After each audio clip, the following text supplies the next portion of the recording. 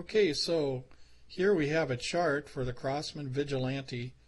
These were all 50 shots fired, and each individual shot was recorded on the chronograph.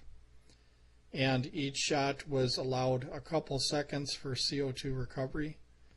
And if you noticed that after every 10 shots there's a peak here, that's because I changed the clip. So it took a couple minutes to change the 10-shot clip. So you're going to get some high ones every 10 shots here. But anyway, given it enough recovery time in between shots here, you'll find that our sweet zone right here, as far as being flat, as far as being consistent here, right in the middle here, which would be about 375 feet per second. Most of our shots fell into this category right here. You'll see that from 400 to 450, these were the first 10 shots. And if you were actually shooting at a target, what this represents right here is this represents high shots right here, the high velocity.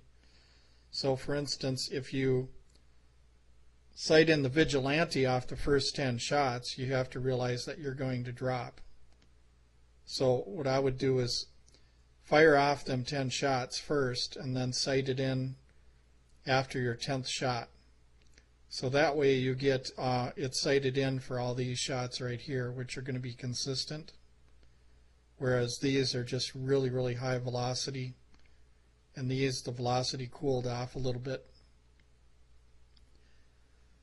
So as far as 100% consistency, there is no place here where it's 100% consistent, and that's because of a lot of factors.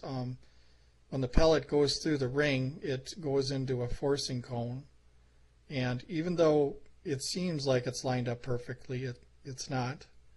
The pellet actually hits the side of the wall of the forcing cone, and the reason why they call it a forcing cone is because it straightens out the pellet or the bullet and makes it travel down the barrel straight. So it's kind of tapered, at the whole part of the barrel. If you open up the barrel and you look at it there, you'll see that it's kind of tapered, and it guides the pellet. So it's wide, and then it tapers, and then it forces it into the rifling of the barrel. So there's a lot of different variables of why this isn't flat here, but once again, as you'll see right in the middle here, right around 375 feet per second is our flat zone right here. This is where you're going to get your most accurate shots. The first 10 are going to shoot high, so you have to be aware of that. Or you could do like I do, fire 50 shots for fun, but then sight it in from shot 10 to shot 20. And then the next time when you have your new CO2, all you have to realize is that them first 10 shots are going to go just a little bit high. So this is a cool little graph to show you guys shots 1 through 50 right here. And as you can see, after 50 shots, it starts to really nosedive after here. So I didn't include that in the chart because it's not worth it to use the pellets and stuff like that.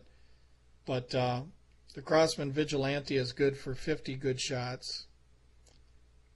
This is leaving time in between each shot for the CO2 to repressurize. So the whole idea people say about getting 70 shots and stuff like that, that's true, but you're going to really dive after 50. So I would say keep your 50 shots, change the CO2 or whatever, so just load 5 clips and then be done with it with the Vigilante. So anyway, I thought this would be cool to show you this chart here, plotting out every single shot that I fired.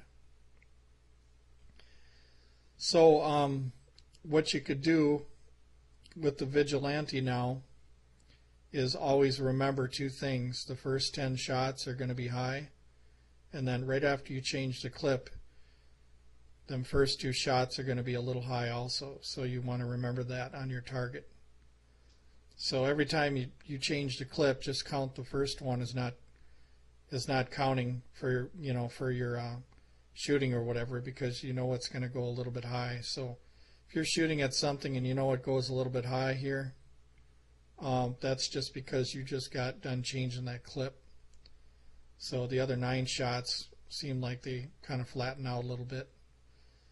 So anyway, thank you very much for watching.